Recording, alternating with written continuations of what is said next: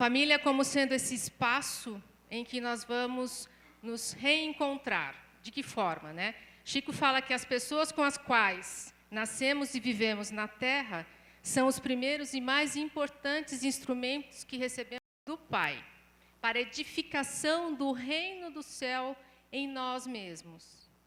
Portanto, essa provocação nos traz a ideia de que, além do que Durgante já trouxe, de que a família que nós reencarnamos é o ideal para a nossa encarnação atual, né, ela é fundamental para o nosso encontro conosco, né, com o perceber aquilo que estamos vivenciando nessa encarnação. A árvore, como vocês podem ver, essa árvore especialmente está linda, né? Ela traz muito a concepção, a imagem da família, né? A família não só individual, nuclear, mas como a família universal também. Já que o Gelson trouxe o conceito do arquétipo, né, como sendo essa força primordial que se perpetua no tempo e pertence a toda a humanidade, a família é essa força que nos atrai. Então, todos nós, além de nascermos numa família, somos atraídos no decorrer do nosso desenvolvimento para a formação de uma outra família. E eu gostaria de falar da perspectiva do ser complexo, que diz que nós somos um ser biopsico-sócio-espiritual, como Joana de Ângeles traz. Mas é lógico que nós sabemos que somos um espírito, que nascemos, reencarnamos, né? Temos um corpo biológico, num contexto social, né? Familiar, e, portanto, essa complexidade espírito-biopsico-social, né, vai trazer para nós toda uma dificuldade em vários níveis. Não basta a gente colocar tudo na encarnação, né, no nosso plano kármico, nem tudo na nossa família, não. É um complexo que todos esses aspectos se intercambiam o tempo todo. Né? E a família como sendo esse arquétipo que vai nos ajudar a desenvolver essa potencialidade. Então, partindo então da frase, né, que Jesus nos deixou, essa mensagem, eu quero mostrar para vocês uma ideia, então, deixa eu ver se eu consigo aqui, do número 4, que a gente vê frequentemente nas propagandas de todos os tipos, desde margarina até prédio, até sabão em pó, né? É uma coisa que a propaganda assumiu para si a ideia de uma família de 4. Opa, desculpa. E o 4, ele é o número perfeito, né, dentro da psicologia. Né? É aquilo que dá o equilíbrio. Né? Mas não é só isso, nós vamos discutir um pouquinho mais. Eu quero só mostrar, então, a frase completa de Jesus, quem é minha mãe e quem são meus irmãos. E olhando aqueles que estavam ao seu redor, eis minha mãe e meus irmãos, porque todo aquele que faz a vontade de Deus, este é meu irmão, minha mãe, minha irmã, minha mãe. Está em Marcos, no capítulo 3. Todo aquele que faz a vontade de Deus. Ele está expandindo aquela família nuclear para a família universal e também nos provocando no compromisso de que não só os nossos familiares são a nossa família, mas todos aqueles que compartilham conosco a caminhada, que cruzam o nosso caminho, como falou o Durgante em algum momento. Por isso que a ideia é que nós sejamos multiplicadores dos conceitos que estão sendo trazidos hoje aqui e amanhã vão ser trazidos também. Que nós possamos levar para os nossos trabalhos na Casa Espírita essa ideia, né, do quanto o espírito precisa desse momento, né, de expressão na nossa família. Nós vamos entender por quê. Então, como Emmanuel nos trouxe, né, não vedes que o mecanismo das leis humanas se modificam todos os dias? Está no Consolador lá. A família contemporânea, ela modificou muito nos últimos anos. A família nuclear que nós conhecíamos, né, ela já não se configura dessa forma. A gente pode falar até em uma família pós-moderna, quando ela tem muitos desdobramentos.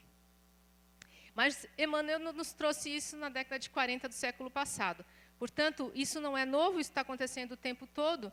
E essa família contemporânea, ela encontra um pouco mais de desafios do que a anterior. A anterior tinha umas regras mais bem definidas, né, de convivência e tudo mais. Não era necessariamente melhor, porque também tinha muita hipocrisia naquele modelo familiar, né? Mas o que a gente encontra hoje, justamente por toda a tecnologia que transpassa, né, a nossa vida, nós temos que lidar com isso. Principalmente lidar com essa criança e esse adolescente que está vindo de uma geração completamente, né, diferente. Se fala que as gerações antigamente tinham um espaço de 25 anos, de 20 a 25 anos. Hoje já se pode pensar em torno de 10 a 12 anos, nós estamos lidando com uma geração nova, uma geração que já tem novas concepções e, principalmente, né, que traz todo um arcabouço, que nós já sabemos, de várias encarnações e que, portanto, ela está se expressando conosco,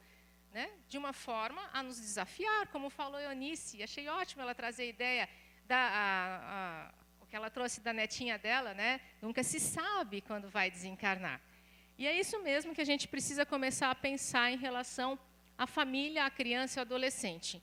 A família como uma família reconstituída, né, e que vários agregados vão se juntar a esse novo modelo.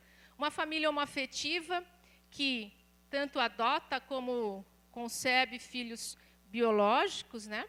Essa é a família que o Alírio Cerqueira fala na saúde das relações familiares, como sendo a colaboradora de Deus, não importando a configuração, nem aquela família doriana de 4 membros, nuclear, mas também os outros modelos que estão se configurando, né?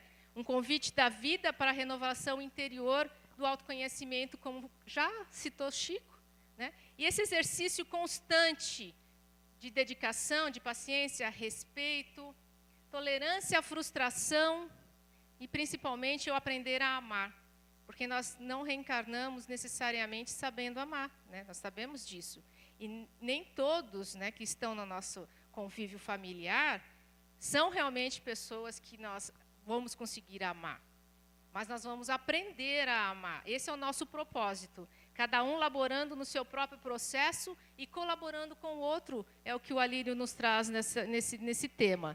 E seja como for essa configuração familiar, eu acho que nós da Casa Espírita, isso é uma outra questão que eu acho importante a gente falar. Ai, desculpa. Volta para mim.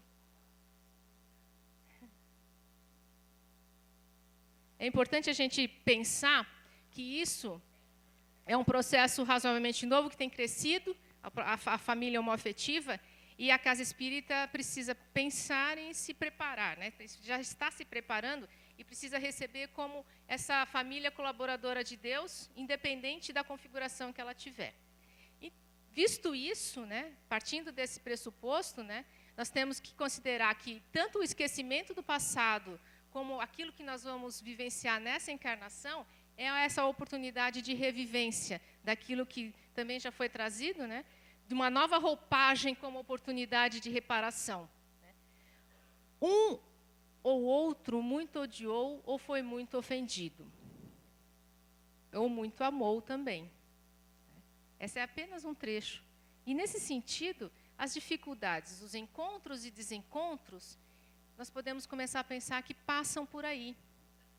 As grandes dificuldades familiares, as grandes crises, estão ligadas a esse processo que nós estamos imbricados, né? Uma crise, portanto, né, é o filho que vê no pai o algoz do passado, uma filha que tem a rivalidade com a mãe ou entre irmãos. Quando nós estamos diante dessas crises, sem contar a patologia, né, que o Gelson trouxe tão bem, sem contar uma crise mais grave, né, de doença, mas falando das relações que muitas vezes, né, acabam transparecendo sentimentos tão fortes que você se surpreende em ver uma notícia em que uma filha mata os pais, por exemplo, né? Mas isso é explicado por nós, ainda bem a doutrina nos explica muito bem essa questão do fato de nós estarmos vivendo numa nova roupagem. E, portanto, se as triangulações familiares, uma mãe ou um pai que faz uma aliança com um dos filhos contra o outro, com o outro membro, né? Então, um dos pais faz esse uso rígido do filho para isolar o outro. Falando em situações mais simples, em dia a dia mesmo, quando uma mãe se alia a um filho contra o pai ou vice-versa, quando na alienação parental, em que na separação dos casais, a criança vira uma moeda de troca entre o casal e faz com que esses pais vivam constantemente ligados, apesar de separados, através da criança. Não positivamente, como nós vamos ver, mas patologicamente, ligados pela disputa judicial e, o caso mais extremo, pela alienação parental. Algumas mães, para tentar punir seus ex-maridos, elas podem fazer denúncias de que o marido abusou da criança, por exemplo, menino ou menina, né? E isso gera todo um processo e esse pai muitas vezes pode até ser preso, mesmo que ele não tenha feito nada. Então, gente, o que nós podemos considerar desta questão é a realidade do espírito.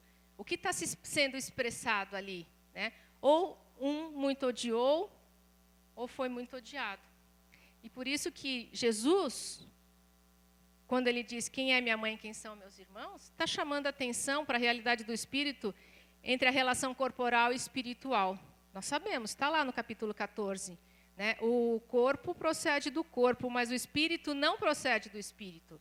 E dessa forma, a nossa ligação, ela precisa ser constituída, por isso que eu disse aprender a amar, nessa outra perspectiva. E até como o Sérgio falou, um outro paradigma de relacionamento. Né? Os verdadeiros laços de família não são os da consanguinidade, mas os da simpatia e da comunhão de pensamentos, que nos unem, que unem os espíritos antes, durante e após a encarnação. A união que se faz não necessariamente é positiva, né? Por amor. O ódio também une tanto quanto o amor. Então, essa ligação do sentimento, quando nós viemos trabalhar nessa nossa encarnação, quanto melhor for o nosso empenho em reconhecer aquilo que está conosco e aquilo que é do outro, né? Ou seja, nos autoconhecermos, a criação do reino de Deus em nós. O que é essa frase, senão a ideia de que Deus em nós está se manifestando através dos nossos sentimentos. E quanto mais nós podemos conhecê-los, melhor para a nossa relação com o exterior. O processo se dá mais ou menos assim. O Gelson falou, explicou muito bem essa questão. O quanto a dor e a doença nos ajuda a perceber aquilo que nós estávamos negligenciando ou até negando mesmo, né? Totalmente inconsciente da nossa realidade atual. E da perspectiva do espírito, né, isso faz com que a gente veja e reconheça nossos filhos de outro patamar. É essa a minha proposta de hoje. Então, iniciando na relação a dois, né, uma relação a dois independente do gênero, né, do sexo. Então, a relação é um desafio do equilíbrio em vários níveis. No nível pessoal, cada um precisa trabalhar, então, no seu próprio desenvolvimento, laborar no seu autoconhecimento e colaborar no outro. Mas falando em nível individual, né, cada um no nível pessoal, desenvolvimento psicossocial, no profissional, cada um precisa encontrar seu lugar no mundo, né, do seu ganha-pão.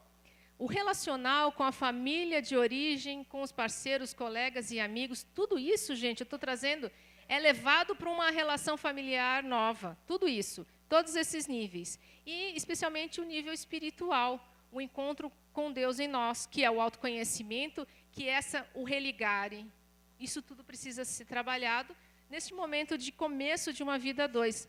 Agora, Emmanuel nos afirma que o outro é reflexo de nós próprios. Reencontramos a pessoa no mesmo ponto que a deixamos no passado. Portanto, isso tudo está sendo falado de que nada é por acaso, que a nossa família é o ideal, aquela que nós precisamos para o nosso desenvolvimento atual, se explica muito nessa frase de Emmanuel.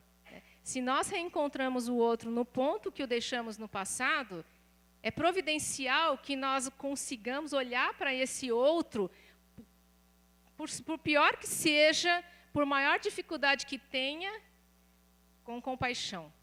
Né? Que a gente consiga realmente se dedicar a olhar e com essa expectativa, melhor dizendo assim, com a compaixão, né? Não com a expectativa de mudar o outro, mas com a expectativa de permitir que o outro se manifeste a nós. Porque isso é falado frequentemente, ninguém muda ninguém.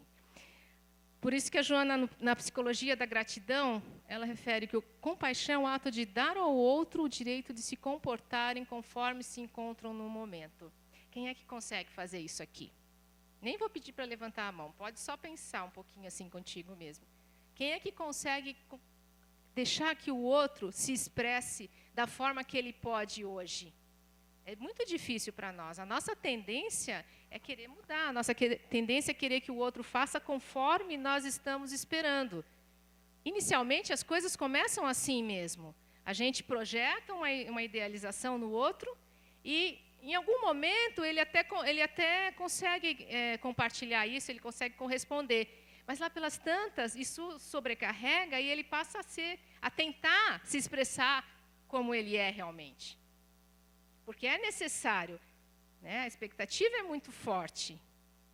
Quando você consegue perceber que, bom ou mal, o outro é do jeito que é, então você está agindo com compaixão. A psicologia da gratidão da Joana ela é fundamental para nós pensarmos todas as nossas relações em diversos níveis. Aí chegam os filhos, né? Os filhos, como se diz, eles inauguram o casal parental. Antes o casal conjugal, a relação a dois, e aí chegam os filhos inaugurando a relação de pai e mãe, que antes não existia, a não ser que esse casal já tivessem filhos. Mas vamos pensar que é um casal, né, no modelo mais tradicional, não uma família reconstituída, né, um casal que está em segundo, ou terceiro, ou quarto, ou quinto casamento. Mas pensando ai, desculpa. Ai, perde a graça assim, né? Vai devagar, então. Eu quero apontar aqui para vocês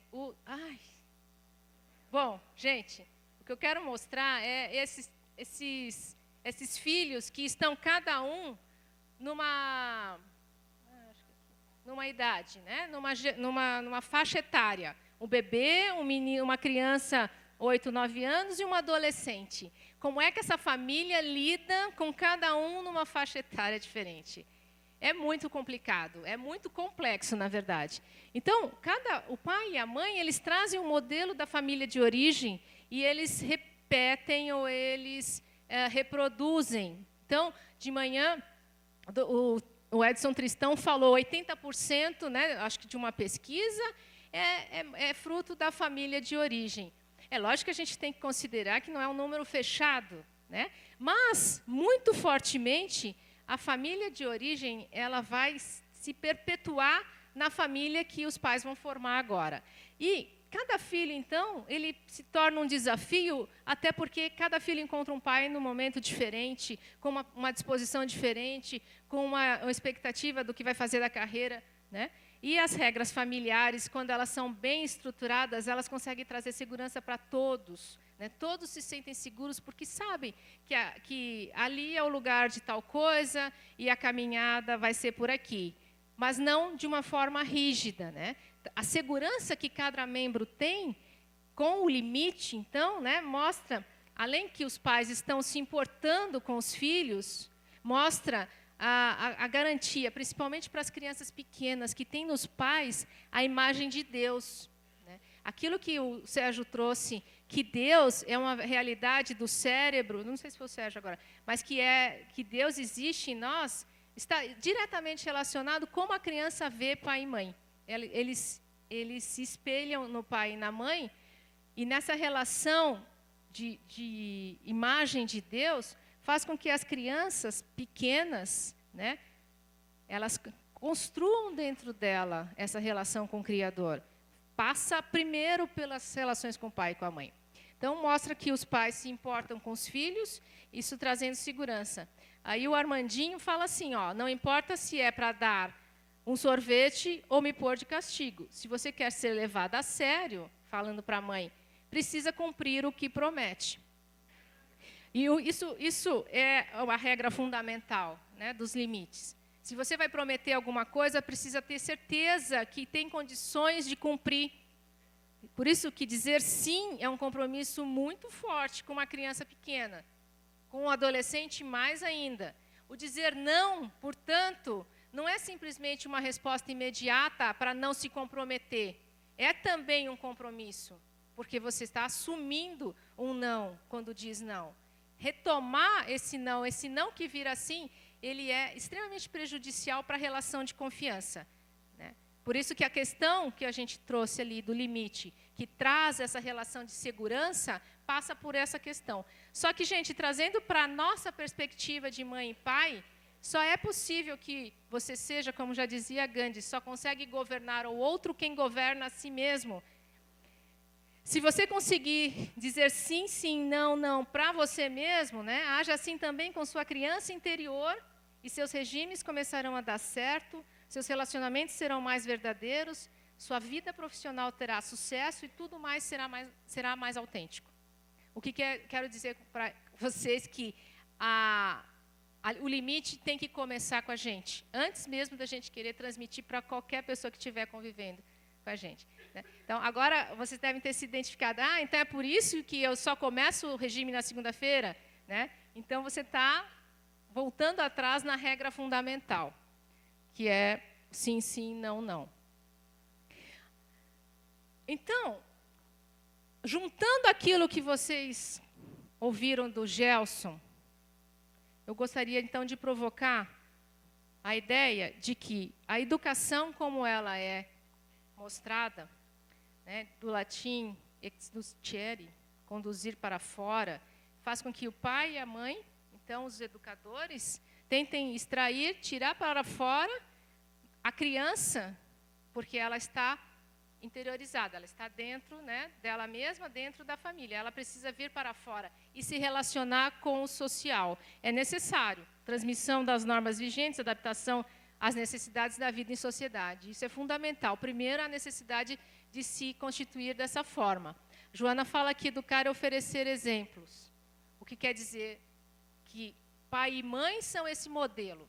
E a criança ela vai seguir esse modelo até o momento que fizer sentido para ela. Que momento é esse? Em torno, né, da pré-adolescência, adolescência, isso tudo vai ser questionado, né? E ela vai tentar mudar um pouco. Mas antes de chegar nesse momento, é possível que a educação se alie à individuação, que é o processo que o Gelson explicou. Essa necessidade de nós olharmos para dentro e nos relacionarmos com a alma, né?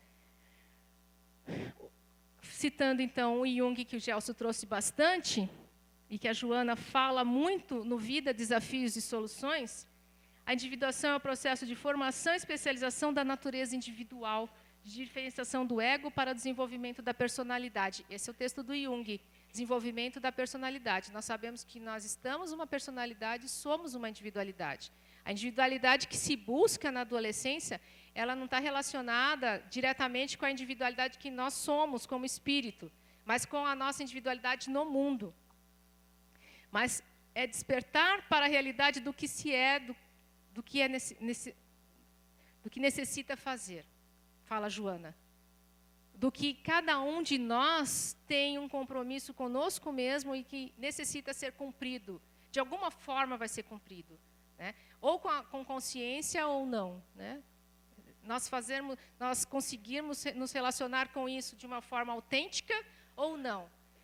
Mas quanto melhor nós estivermos conscientes do nosso processo de individuação e também ajudando a criança a buscar o processo dela, sim, a criança desde cedo procurando se expressar, juntamente com a educação, quanto antes isso acontecer, melhor será o nosso encontro com o reino dos céus. Como Jesus trouxe, eu e o Pai somos um. Esse é o nosso processo de vida. É claro que Jung trouxe isso para uma questão do adulto, que o Gelson falou bastante, Mas é possível que pais, mães, ajudem a criança a buscar esse processo, né? Refletir sobre aquilo que é da natureza dela e não somente cumprir com o que a sociedade exige. Aliás, a sociedade, ela engolfa. Se a gente não prestar atenção, a gente pode ficar muito preso no coletivo e a maior parte de nós, a Joana coloca que mais de 90%, né, se fosse ter um número, mas a grande maioria da população encarnada é inconsciente da realidade do espírito. E dessa forma, o processo de individuação, ele necessita dessa conscientização, né, do que nós somos, do si mesmo, daquilo que é a nossa natureza mais íntima. Voltando então para Chico. Se nós, dentro da nossa família, temos um melhor momento, né, para a edificação do reino dos céus em nós mesmos, olha o nosso compromisso com os nossos filhos, ajudá-los a encontrar este processo também, né? Uma autora junguiana, ela fala que a revelação do projeto de vida da criança, né, é super importante para que ela consiga ser realmente autêntica na relação com os pais. Então, é preciso ser humilde para reconhecer que não sabemos tudo o que é melhor para a criança. Ela pode estar mais certa em suas escolhas. E isso começa a nos desafiar, porque alguns de vocês podem ter pensado, não, de forma nenhuma eu vou deixar meu filho fazer o que ele quer, porque ele corre risco, ele pode se prejudicar. Mas vocês veem que eu não trago nenhuma imagem de algo extremamente desafiador para a família. Eu estou falando de expressão mesmo, desse ser natural, que é a criança, que ela se coloca de uma forma sem julgamento. Como falou Eunice, nunca se sabe, né? Presta atenção no que você está fazendo. E aí, nesse sentido, você consegue aprender com a criança. Não ter aquela atitude arrogante de achar que sabe mais do que a criança. É lógico que a sociedade tem regras e que vão ser transmitidas, né? Mas de que forma? De uma forma espontânea, flexível, né? Reconhecer o espírito se expressando na criança. Essa imagem pode até mostrar uma criança brincando com algo que ela não deveria, né? É possível que vocês tenham, imagina, maquiagem para uma criança tão pequena, mas para ela não está se maquiando, ela está no mundo da fantasia, ela está vivendo uma realidade que tanto pode ter correlação com o que ela já viveu em outras vidas, como uma simples fantasia dos contos mesmo, né, das histórias que ela vivencia. A grande diferença é como os pais vão encarar isso, né? A criança sente que tem espaço para crescer quando mostra seus sentimentos autênticos, né? E só a criança que se sente amada é capaz de desobedecer. Isso está relacionado com aquela lâmina anterior de permitir que a criança se expresse. Ao contrário, quando a criança não tem esse espaço de expressão e ela é tratada de uma forma rígida, né, ela pode adoecer. Ela pode se tornar um adolescente, um adulto doente, tá? Física e mentalmente. Isso a gente vê frequentemente nas famílias, né? Elas chegam no consultório e realmente é a criança ou adolescente que traz a família rígida para tratamento. Foi a criança que expressou a doença. Foi a criança que precisou patologizar, como disse o Gelson, né? Agora, então, quando os pais podem permitir a fantasia da criança, né, como essa expressão do espírito, sem que eles exijam exageradamente uma atitude, ou sem que eles se liguem a essa, eu vou ver se eu consigo focar ali, exigência parental ali, quero mostrar para vocês, sem que eles fiquem presos a isso. O adolescente, então, chega nessa grande desobediência, né? Quando a criança chega na adolescência, ela vai necessitar, o adolescente precisa desobedecer. Mas lembrem, né, só quem é muito amado e quem sente esse amor vai desobedecer. Nas festas, na internet, na tecnologia de um modo geral, a necessidade do encontro. Eu não consigo apertar o vermelhinho para mostrar para vocês, mas enfim. A necessidade de encontrar uma carreira profissional, tudo isso é um grande desafio para o adolescente. E as relações hoje em dia, que estão mostradas ali embaixo, tanto a heterossexual como sendo a relação hegemônica ainda, mas também a homossexual, tanto masculino como feminino, trazendo um grande desafio para a família, justamente porque é um processo que o adolescente está precisando enfrentar, e quanto mais a família puder apoiar, quanto mais a família puder estar junto, não necessariamente aceitando, porque isso é de cada um, mas respeitando, né?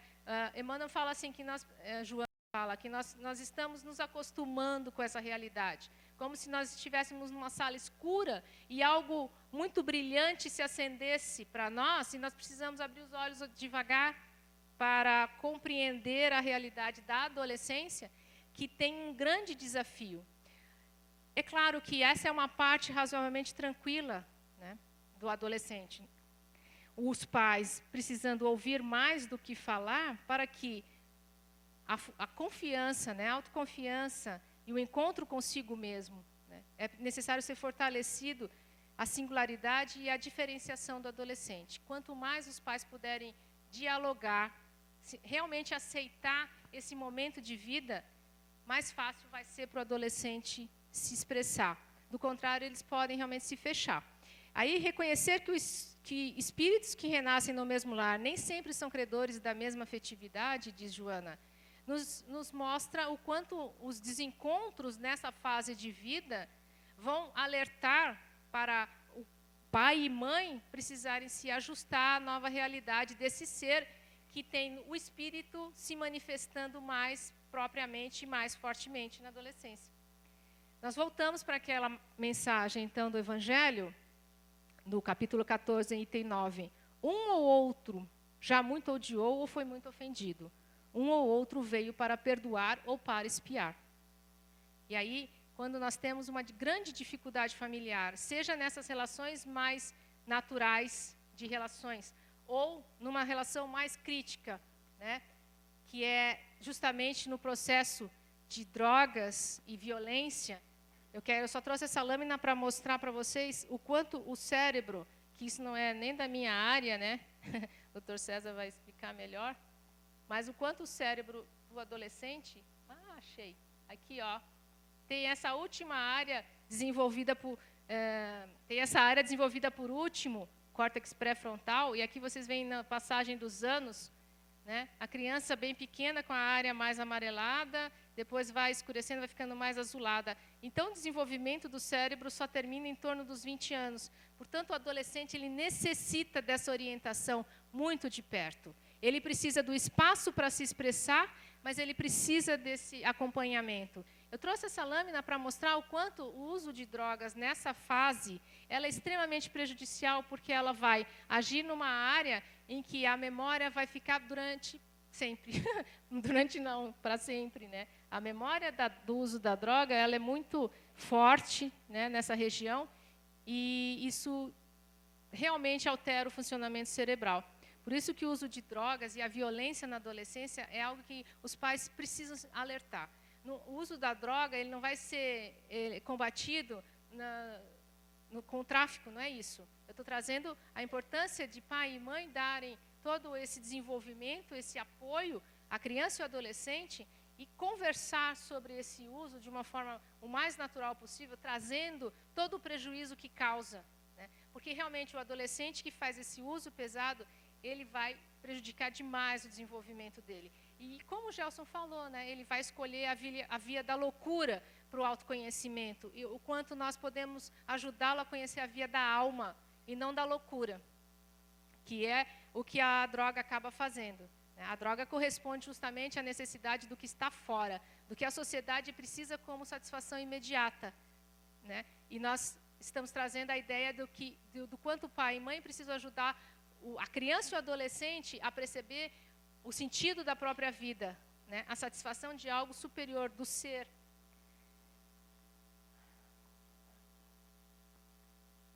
A violência é um outro aspecto que é modelo familiar também, né?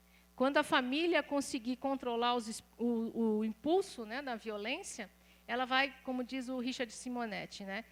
Quando a contenção da violência deixar de ser um problema policial e se transformar numa questão de disciplina do próprio indivíduo, quando a paz for produto não da imposição de leis humanas, mas da observação coletiva das leis divinas, então viveremos num mundo melhor. A violência, ela é extremamente prejudicial na formação da criança e do adolescente, porque ele pode não sofrer uma violência direta, mas a indireta prejudica tanto quanto o desenvolvimento psicossocial dele. A violência que se vê fora é um reflexo daquilo que ele vive dentro, e fazer essa separação para ele é difícil. Agora, é necessário ensinar os filhos, adolescentes e adultos, né, a se satisfazerem por si mesmos. Uma outra questão que nós observamos é que os pais estão segurando os filhos mais tempo em casa, ou os filhos estão querendo ficar mais tempo em casa. As duas coisas acontecem porque existe essa interconexão. Isso pode estar relacionado com o fato dos pais estarem oferecendo tudo que eles podem, né? Nós damos tudo aos filhos e, no fundo, nós queremos que eles satisfaçam a nossa necessidade não atendida, aquilo que a gente mesmo não conseguiu realizar. A gente não conseguiu realizar e tenta identificar no filho adolescente ou adulto jovem para que ele realize essas nossas necessidades, favorecendo tudo que no nosso tempo, por exemplo, poderia ser atingido com mais dificuldade, para eles é beneficiado. Então, nós precisamos tomar cuidado com as nossas próprias frustrações não atendidas, aquelas que agora tentamos cumprir, vivendo a vida dos filhos. Isso passa por essa questão de se segurar em casa e dar tudo que eles precisam, ou favorecer que eles, ou dificultar que eles saiam, né? Favorecendo que eles acabem tendo tudo o que eles deveriam buscar por si mesmos, eles ficam buscando com os pais ainda, né? E a Joana traz que os pais precisam se esforçar por merecer o respeito e o amor dos filhos através da conduta em relação a eles, e não o medo, né? E não